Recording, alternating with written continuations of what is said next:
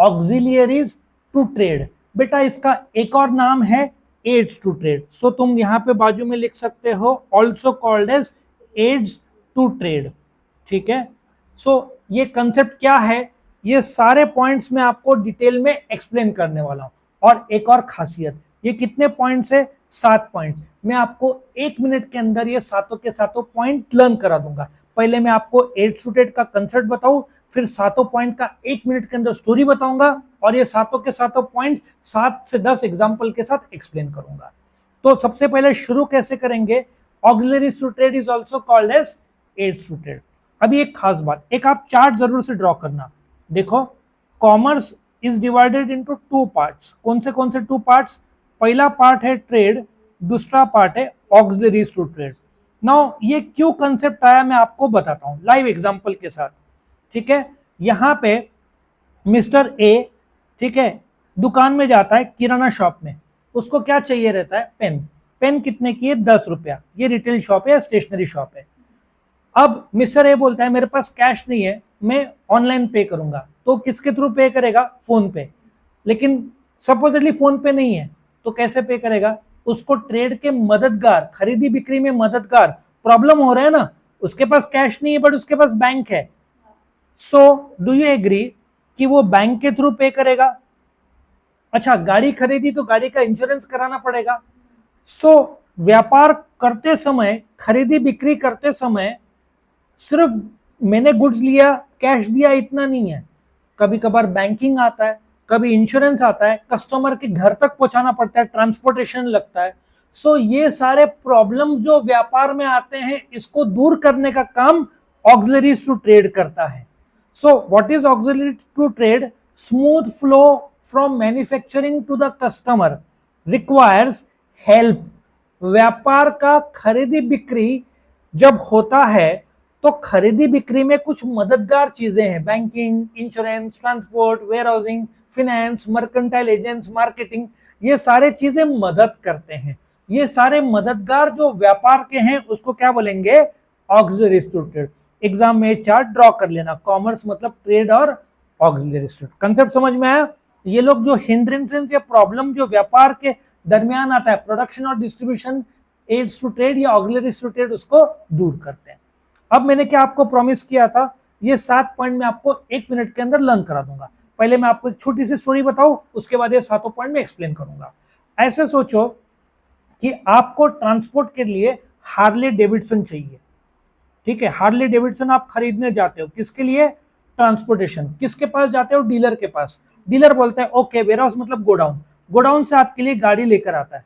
अच्छा, कोई भी 2 व्हीलर या 4 व्हीलर, इंडिया का कायदा है, बिना इंश्योरेंस के गाड़ी दी ही नहीं जा सकती है। इंश्योरेंस कंपलसरी है, उसके बिना शोरूम से नई गाड़ी निकल नहीं सकती।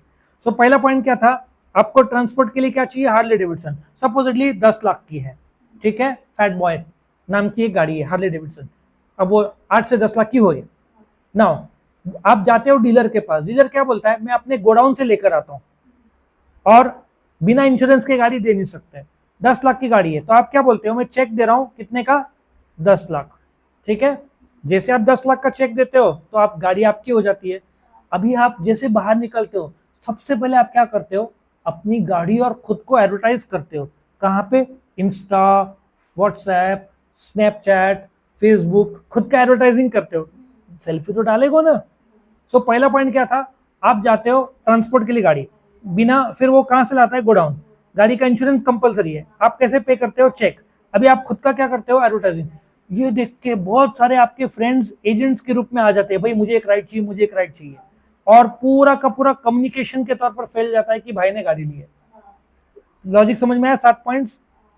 लास्ट डिवीजन, पॉइंट नंबर 1, आपको ट्रांसपोर्ट के लिए हार्ले डेविडसन चाहिए। वो कहां से लेकर आता है, वेयर हाउस। गाड़ी क्या चाहिए, इंश्योरेंस कंपलसरी है। आप कैसे पे करते हो, बैंक से। सेल्फी लेते हो एडवर्टाइजिंग फेसबुक और इसमें करने के लिए, जैसे करते हो, बहुत सारे आपके फ्रेंड्स एजेंट्स के रूप में आ जाते हैं और पूरे शहर में फैल जाता है आपने हार्ले गाड़ी ली है। अब एक एक करके मैं कंसेप्ट आपको एक्सप्लेन करूं, समझ में आया। ये स्टोरी के रूप में बेटा जरूरी है 7 पॉइंट्स। नाउ सबसे पहले ट्रांसपोर्ट समझो। Transport means movement of men, money, machine, materials from one place to another. एक जगह से दूसरे जगह तक जो गुड्स पहुंचाया जाता है। आपको विश्वास नहीं होगा, जो चाइना का डेवलपमेंट, उन्होंने infrastructure, road, railway, dams, bridges पे बहुत ज्यादा खर्चा किया। इंडिया को बहुत साल लगे समझने के लिए। अब कैसे धड़ाधड़ ट्रक्स आ रहे हैं, 90 लाख ट्रक है अपने देश में, और ये सब धड़ाधड़ ग्रो होते जा रहे हैं। वंदे एक्सप्रेस बढ़ रहे हैं, ट्रेन के ट्रैक्स बढ़ रहे हैं, रोड इंप्रूव हो रहे हैं। सो अल्टीमेटली गुड्स, क्यों ट्रांसपोर्टेशन जरूरी है? भारत में 6 लाख गांव है, आपको हर एक गांव में गुड्स, कोका कोला तो हर एक गांव में जाना चाहिए, सब कोई एंजॉय करना चाहता है। सो ट्रांसपोर्ट के बिना गुड्स कस्टमर तक कैसे पहुंच सकता है? इसलिए ट्रांसपोर्ट का महत्व बहुत ज्यादा है। सिंपल सा है, movement of man, money, machine, materials from one place to another. Point number 1 समझा। दूसरा, वेयर हाउस। सबसे पहले तो समझो, वेयर हाउस को गोडाउन भी बोलते हैं। अच्छा, एक बात बताओ, मारुति ने कार बनाया, प्रोडक्शन किया, बट आप तक पहुंचने के लिए मारुति की फैक्ट्री गुड़गांव में या हरिद्वार में, 2-4 फैक्ट्रीज है। हरिद्वार नॉर्थ में है, अपन वेस्ट इंडिया में है, तो वहां से ट्रांसपोर्टेशन लगेगा। अच्छा, बारिश का लगभग ऑफ सीजन रहता है, कम बिकते हैं, तो तब तक गोडाउन में रहेगी ना। सो प्रोडक्शन और कंजम्पशन के बीच का जो गैप है वो कौन भरता है? Warehouse. एक और आपको खासियत बताता हूँ, अमेजन 1 डे डिलीवरी कैसे करता है? उसका भिवंडी में गोडाउन है। बॉम्बे में किसी ने ऑर्डर किया, भिवंडी से गुड्स पहुंचा देते वो लोग 24 आवर्स के अंदर। अभी एक और कंसेप्ट शुरू हुआ है, स्विगी का इंस्टा या जेप्टो, ये लोग 10 मिनट में डिलीवरी देते हैं। सिर्फ एक कारण की वजह से ये लोग हर लोकेलिटी के उधर उन्होंने अपना वेयर हाउस बना के रखा है। तो जैसे ऑर्डर आया, फटाफट पैक करना है इनको। खाना सी होटल का 30 मिनट से 1 घंटा लगता है, क्योंकि बनाना पड़ता है। यहाँ पे आपने ब्रेड ऑर्डर किया, गहू ऑर्डर किया, फटाफट पैक करके विदिन 2 मिनट्स डिस्पैच हो जाता है। तो ये 10 मिनट के लिए, उसका एक ही कारण है, वेयर हाउस। तो बेटा वेयर हाउस 3 काम करता है, मैं आपको ड्रॉ करके बताता हूँ। 3 काम करता है। पहला, गुड्स रिसीव करता है, ठीक है। दूसरा, उसको अरेंज करता है, जैसे चावल रहा तो जाड़े चावल, पतले चावल, रेशमी चावल, बासमती चावल, अलग अलग असेंबलिंग बोलते हैं, असेंबल करता है, और फिर वहां से डिस्पैच होता है। So receiving goods, assembling of goods and dispatch of goods, ये काम करता है। और इसकी वजह से कौन टाइमली गुड्स पहुंचा पाता है? सो टेक्निकली वो टाइम यूटिलिटी क्रिएट करता है, टाइमली पहुंचाना। नेक्स्ट, तीसरा, इंश्योरेंस। अभी अपने हार्ले का एग्जांपल ले लो, बिना इंश्योरेंस के गाड़ी बिक नहीं सकती। लेकिन इंश्योरेंस क्या है? इंश्योरेंस में कितने पार्टीज रहते हैं? दो पार्टीज, इंश्योरर और इंश्योर्ड। LIC का नाम सुना है? LIC, ऐसा सोचो वो इंश्योरर, वो गाड़ी का नहीं करता, लेकिन सोचो वो इंश्योरर है। तुम कौन हो? ये तुम इंश्योर्ड हो, ठीक है। तुम कौन हो? इंश्योर्ड। तुम्हारी गाड़ी कौन है? हार्ले डेविडसन क्या है? Subject matter. सो इंश्योरेंस में कितने पार्टी से? 2, इंश्योरर कंपनी, इंश्योर्ड अपन, अपनी गाड़ी क्या है? Subject matter. एक कॉन्ट्रैक्ट होता है इंश्योरर और इंश्योर्ड के बीच, जहां पे एज इंश्योर्ड मैं क्या भरता हूं? प्रीमियम। से 10 लाख की गाड़ी का प्रीमियम कम से कम 20,000 आएगा, मैं प्रीमियम भरता हूं इंश्योरेंस कंपनी का। सो गाड़ी को कुछ डैमेज होता है तो भरपाई कौन करेगा? Insurance company. जितना डैमेज होगा उसका भरपाई होगा, तुम प्रॉफिट नहीं कर सकते। सो बहुत सारे धंधे में रिस्क है, ठीक है। गुड डिस्ट्रॉय हो सकते हैं, जल सकते हैं, चोरी हो सकते हैं, गायब हो सकते हैं, ठीक है ना।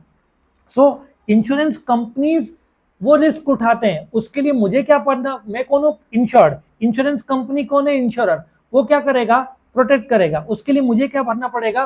प्रीमियम भरना पड़ेगा, ठीक है। तो अल्टीमेटली बिजनेसमैन का रिस्क कौन उठा रहा है? इंश्योरेंस कंपनी, वस्तु का। तुम प्रॉफिट का नहीं कर पाओगे तो तुम्हारे गुड्स पर है परफॉर्मेंस, ठीक है। आगे बढ़ू, नेक्स्ट, बैंकिंग। नाउ सिंपल सी बात है, धंधे को स्मूथली होने के लिए आज के तारीख में सबसे इंपॉर्टेंट क्या हो गया है? बैंक। सिंपल सी भाषा में बैंक एक ऐसा संस्था है जो पैसों में डील करता है। मैं आपको लाइव एग्जांपल बताता हूँ। मिस्टर ए है, ये HDFC बैंक है, ये बी है। अभी ए 1 लाख रुपया रखता है HDFC में, HDFC 3% देता है ए को, तो HDFC का खर्चा कितना हुआ? 3,000। HDFC ये 1 लाख रुपया बी को कर्जा देता है और 8% चार्ज करता है, तो HDFC का कमाई कितना हुआ? 5%, क्योंकि 3% तो ए को दिया है और ऊपर का 5% किससे लिया है? बी से लिया है। तो ये बैंक का मेन धंधा। सो मैं जब डिपॉजिट लेता हूँ, डिपॉजिट 4 प्रकार के, सेविंग, फिक्स, करंट और रिकरिंग। ये डिपॉजिट में मैं क्या दूंगा? उसको इंटरेस्ट दूंगा। यही पैसे से मैं कर्जा दूंगा, कर्जे का रेट ज्यादा होगा। सो देने का रेट डिपॉजिट पे इंटरेस्ट और कर्जे का लेने का रेट में फर्क जो है वो क्या है? बैंक का कमाई। अच्छा, प्राइवेट सेक्टर बैंक में HDFC वर्ल्ड के टॉप 5 बैंक्स में से आता है, SBI वर्ल्ड के टॉप 50 बैंक्स में आता है, सो बैंक्स पैसा सप्लाई करते हैं, एक्चुअली प्रिंट नहीं करते पैसा, प्रिंट आरबीआई करता है। भारत में 16 लाख करोड़ के नोट्स मौजूद है, ठीक है। बैंक्स कर्जा क्रिएट करते हैं, इसलिए मतलब पैसा सप्लाई होता है बट प्रिंट नहीं करते। बैंक प्रिंट नहीं कर सकते, बैंक का राजा कौन है? आरबीआई, वो प्रिंट कर सकता है। सो बैंक फंड ऑब्टेन करते हैं कस्टमर से, उसी पैसे से कर्जा देते हैं। ऑफ कोर्स आजकल एक्स्ट्रा सर्विसेज है, credit card, locker facility, debit card, कमाई दूसरे जरिए भी है, लेकिन मेन कमाई बैंक का क्या है? इंटरेस्ट। डिपॉजिट पे इंटरेस्ट देना, लोन पे इंटरेस्ट लेना, डिफरेंशियल इंटरेस्ट बैंक का कमाई। कंसेप्ट समझ में आया? यस और नो? कुछ डाउट है? ओके। सो आजकल बैंक्स चेक्स देते हैं, फिर लॉकर फैसिलिटी देते हैं, बहुत सारे फैसिलिटी। क्रेडिट कार्ड तो आजकल बैंक का फेवरेट हो गया क्योंकि इसमें कमाई बहुत ज्यादा रहता है। एडवर्टाइजिंग, सिंपल सी बात है, एडवर्टाइजिंग आज के तारीख में बहुत बढ़िया जरिया हो गया है। ऑनलाइन एडवर्टाइजिंग नंबर 5 पे था, अभी नंबर 2 पे आ गया है। So what is advertising? There is a media, television, radio, newspaper, digital, hoarding, ये सब। There is a message, there is a target audience. So मुझे एडवर्टाइज करना है, एक टारगेट ऑडियंस है, फिर मुझे चुनना पड़ेगा मीडिया। सबसे महंगा टीवी है, सबसे इफेक्टिव भी टीवी है क्योंकि ऑडियो विजुअल दोनों है। फिर रेडियो, न्यूज़पेपर, मैगजीन, ऐसे है। लेकिन आज की तारीख में सबसे ज्यादा जो लोग यूज कर रहे हैं टीवी के बाद है वो डिजिटल, या बोलते हैं ना ऑनलाइन, जिसमें आप इंस्टाग्राम देख रहे हो, सडनली ऐड आ जाता है। तो ये सब क्लिक क्लिक पे उनको कमाई मिलता है, पर 1000 क्लिक्स पे रहता है। सो एडवर्टाइजिंग द प्रोडक्ट कम्युनिकेट, सारे इंफॉर्मेशन प्रोवाइड करते हैं। अच्छा, कोका कोला को अपना ब्रांड बताने की जरूरत नहीं है, डिजायर क्रिएट करने के लिए वो लोग करते हैं। आया समझ में? सो इंडोर भी हो, आउटडोर भी हो, कम्युनिकेट, बोलते ना, आप न्यूज़पेपर, रेडियो, टीवी यूज करो, जिसके पास जैसा जितना पैसा उतना। कुछ पैसा नहीं तो डिजिटल सस्ता पड़ता है। फेसबुक में आप 100 रुपए का भी एडवर्टाइजमेंट कर सकते हो, वो लोग बोलेंगे 800 लोगों को पहुंचेंगे हम, 100 रुपया खर्चा किया। तो आप पर है, आप करोड़ों रुपया खर्चा करो। कुछ कंपनीज का करोड़ों का बजट रहता है एडवर्टाइजिंग का। Next, mercantile agents. मैं आपको एक एग्जांपल देता हूँ। सपोजिटली आपका एक मसाले का कंपनी है, मसाला महाराष्ट्र, कोल्हापुरी मसाला महाराष्ट्र में फेमस है, आपको चेन्नई में बेचना है। चेन्नई में आपको पूरा नेटवर्क बनाना पड़ेगा, जगह लेना पड़ेगा, टेम्पो लेने पड़ेंगे, बहुत महंगा पड़ेगा। सो आप क्या करते हैं, चेन्नई के एक आदमी को बोलते हैं, देख भाई, मैं तेरे को 10 लाख रुपए का मसाला देता हूँ, तू बेच, तेरे को 20% कमीशन दूंगा। सो मर्केंटाइल एजेंट क्या है, ना खरीदते हैं ना बेचते हैं, वो सेलर और बायर को जोड़ते हैं। मैं एक क्लासिक एग्जांपल देता हूँ, ब्रोकर और एस्टेट एजेंट्स। मैंने घर बेचा, मुंबई में बहुत सारे एस्टेट एजेंट्स हैं, 1 करोड़ का घर पे उनको 1 से 2% का कमीशन मिलता है, मतलब 2 लाख रुपए एक ट्रांजेक्शन पे मिलता है। और भाड़े पे दिया ना, सपोजिटली तुझे एक भाड़े पे ये चाहिए, घर चाहिए, एक ब्रोकर दिलाता है, वो 10,000 का घर है, तेरे से 10,000 लेगा, और मेरा घर है तो मेरे से भी 10,000 लेगा, 20,000 रुपए उसका एक झटके में कमाए। ये बीच के ब्रोकर्स है, वो लोग मालकाना हक लेते नहीं है, बट सेलर बायर को कनेक्ट करते हैं। भाड़ा रहा तो लैंडलॉर्ड और टेनेंट, भाड़े करी, उनको जोड़ते हैं। सो मर्केंटाइल एजेंट्स ऐसे एजेंट्स है जो गैप ब्रिज करते हैं between the buyer and seller, क्योंकि तुम हर जगह नहीं पहुंच सकते। और आखिर में कम्युनिकेशन, अभी आज के तारीख में इंफॉर्मेशन का एक्सप्लोजन है। सो आपको कम्युनिकेट करना है। हर एक कंपनी में एक पब्लिक रिलेशन डिपार्टमेंट होता है जो आपके डेवलपमेंट्स पब्लिक को बताता है। जैसे कि होंडा का ई व्हीकल 2-3 महीनों में आने वाला है, ह्यूंडई का शेयर पहली बार बाजार में लाते हैं, उसको आईपीओ बोलते हैं, वो सितंबर अक्टूबर में आने वाला है। सो कंपनी के जो डेवलपमेंट्स है या कुछ न्यूज लाना है तो वो कम्युनिकेशन के थ्रू करते हैं। सिंपल सी बात है, कम्युनिकेशन में मेरे पास एक मैसेज है, ठीक है, किसको? टारगेट ऑडियंस को देना है। एक मीडिया है, हो सकता है वो मोबाइल से हो, पोस्ट से हो, ईमेल से हो। आजकल का फेवर्ड कम्युनिकेशन क्या है पता है? ईमेल, एसएमएस और व्हाट्सएप। क्यों परोड़ता है? आप पोस्ट से भेजोगे, एक तो कागज का प्रिंटिंग, फिर उसमें कवर में, एनवलप में डालना, फिर कुरियर चार्जेस 25-30 रुपया, कागज का मिलाकर 40 रुपए एक आदमी को जाएगा। आप एक व्हाट्सएप में ब्रॉडकास्ट कर सकते हो ना, 150-200 मैसेज, परोड़ता है ना। सो कम्युनिकेशन आज का सबसे बढ़िया टूल है कंपनी का, ईमेल, एसएमएस और तीसरा व्हाट्सएप। लेकिन उनको एसएमएस का खर्चा आता है, एक एसएमएस का कुछ 3 पैसा पड़ता है, 0.03। इसलिए वो लोग, अभी तो आप फोन पे करते हो ना स्वाइप, फोन पे से पेमेंट करते हो, पहले एचडीएफसी बैंक बिंदास हर एसएमएस देता था। अभी आई थिंक 25 जून से 100 रुपए के अंदर आ तो एचडीएफसी में सिर्फ ईमेल करेगा, आपको एसएमएस नहीं भेजेगा क्योंकि 3 पैसा लगता है। हाँ 100 रुपए के ऊपर है तो आपको एसएमएस भी आएगा। सो व्हाट्सएप, एसएमएस, ईमेल में preferred is email and WhatsApp, क्योंकि दोनों देखा जाए तो फ्री है, बट एसएमएस के चार्ज लगते हैं, 3 पैसा 1-2 पैसा, डिपेंड करता है कौन सा टाइप का सर्विस है। सो स्टोरी मैंने बताया था, याद है आपको हार्ले डेविडसन का? बस वो एक बार रिवाइज करो, बिना देख के लिख के निकालो। Thank you for watching.